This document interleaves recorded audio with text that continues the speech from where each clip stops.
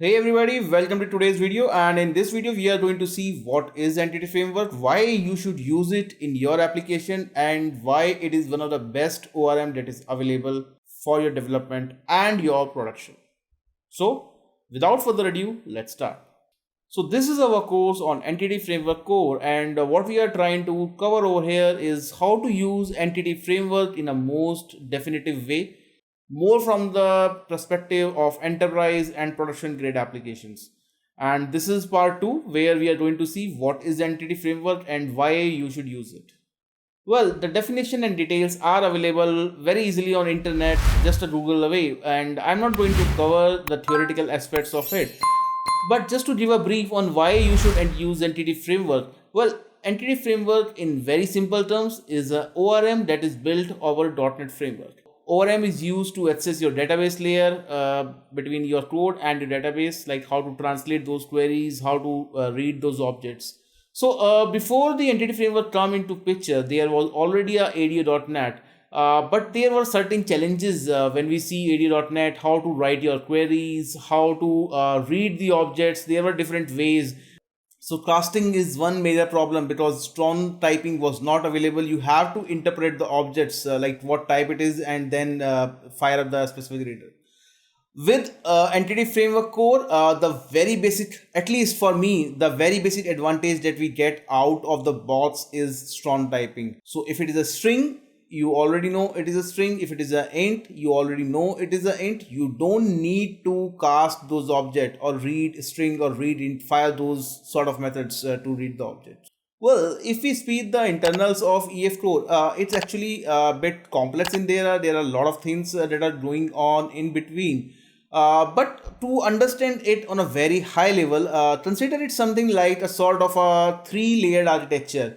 You have your CSDS, which is your conceptual schema, then you have your SSDS, which is your storage schema. So conceptual schema refers to your state in code, for example, int or string or bool. Storage schema refer to how those fields are actually mapped into your storage, like your database. For example, we have a bool over here, but in database it goes as bit. So that is there in your storage schema. And now, since we have both different types, we do need to map these. And for those aspects, we have the MSL or the mapping language that actually translates between these two objects. So just consider any of the aspect of Entity Framework Core consider using these three terms, and you would be pretty easy to grasp the context.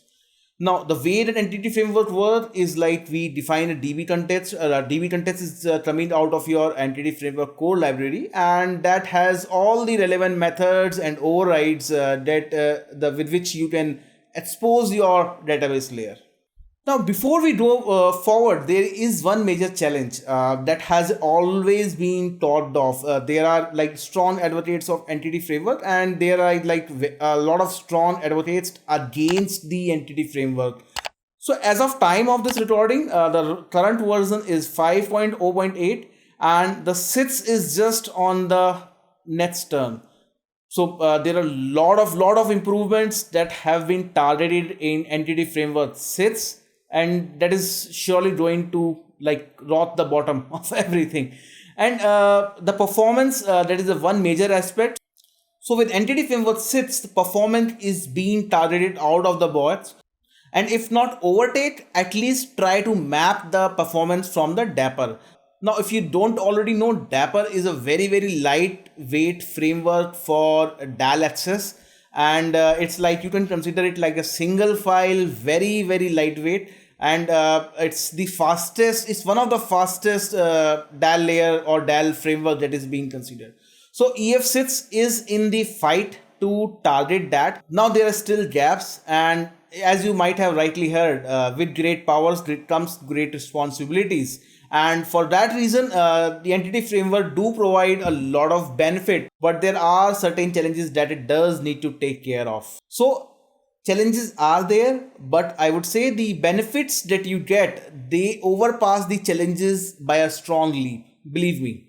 And by the end of this course, you will also feel the same. So you might already got a context of what exactly is entity framework. Now let's quickly see some of the advantages that we do get out of the box if we are using entity framework in place of your standard AD.NET or any other DAL that is provided. So the very first thing is your strong typing. Yes. So strong typing is very important aspect that saves a lot of development effort and time when you're actually writing code. And why so? Because you don't need to fire or know the type of columns and fire specific readers for that. You just need to use the model. It is automatically typecasted, converted into your models or entities, and you can readily use it. So that is one major area where you are going to save a lot of development and maintenance time. Coming to the next point, entity framework is accessible using LINQ, which is the seamless and sort of a single query model to access all the database layers. Yes. So if you know LINQ, you can query your memory or XML or JSON or whatever enumerable or collection. You can do that. Same query model, you just need to learn once and it will be working with your database as well. And any database, be it SQL, be it Mongo, be it MySQL, be it Postgres, be it SQLite. So whatever database you're using, whatever database engine you're using, you can straight away fire your queries and use that. Now, the other major area is in the field of DevOps and versioning. So with Entity Framework Core, there's a concept of migrations, which we shall be seen shortly. And what happens with migrations, just consider those analogous to your versioning. So you can have these checkpoints versioned, you can move between these states up and down, and you can traverse that. Now, since all the state of the code or these migrations are captured in code, it is very much CI/CD friendly, and from a DevOps perspective, you can have your pipelines deploy your database straight away. So with Entity Framework 6, there is a new feature called bundles. And with that, you can directly and straight away use the Entity Framework in your DevOps pipeline. But as of now, in version 5.0.8, there is no direct way to do that. But we will tell you how you can integrate your DevOps pipeline with Entity Framework to deploy the databases, roll back those databases, and all those aspects that we will cover. Now, since we already discussed of all these properties, the database is defined as a sort of a code classes. One very immediate advantage that we can achieve is the validation of these fields. So let's say if you have a SQL column which can have a maximum length of 50 characters or 100 characters that you want to constrain it. Well, you can control those directly from your code, and that will work across all layers. Data annotations is one way, Fluent API is another. Whatever you're comfortable with, you can use those, and you don't have to go to database or write any SQL script to define those. Every aspect of it is governed by the code. Yes. And another major advantage is a concept called navigation properties, or you can think of it like your foreign keys.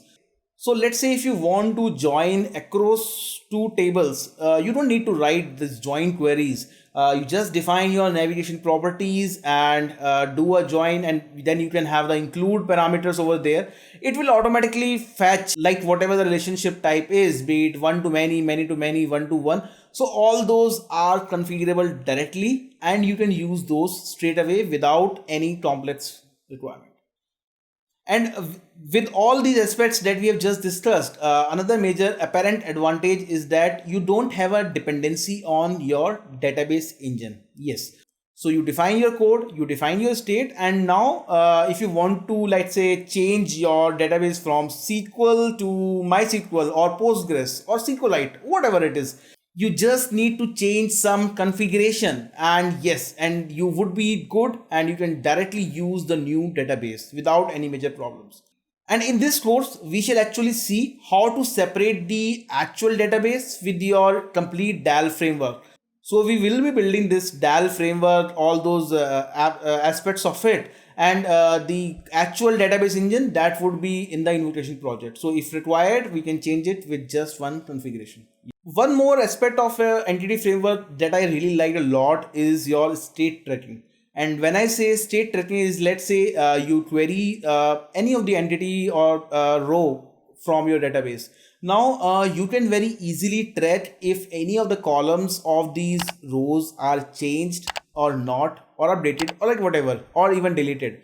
So all those things are being tracked by entity framework directly, and entity framework keeps a check of all these points. So if you delete 2 rows, add 1 row, modified 3 rows, all those changes would be tracked by the entity framework. And the beauty of it is, like, whenever you commit the changes to a database, so there's a by default unit of work sort of thing provided by the entity framework, but you can have that implemented in your code as well, which we shall see in the next video. But again, so all the commits, all the changes that you are going to fire, they would be fired as a sort of a single transaction. So either they pass all or they fail all. So that's a very good behavior, sort of an atomic thing. I really like it a lot.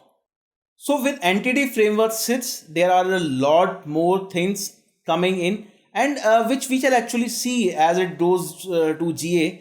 We will cover all those aspects, the changes and the new features as GA is there. But again, from the entity framework core, the last point that I'm going to make is, like, it is very super easy to use and learn. You don't need to get a sort of a very high ramp up to learn this framework. If you know the basic C sharp, you can develop the complete framework or understanding for the entity framework core, how you can use it very swiftly, and which we shall see in our forthcoming videos. So that's pretty much for this video. I hope you liked the video.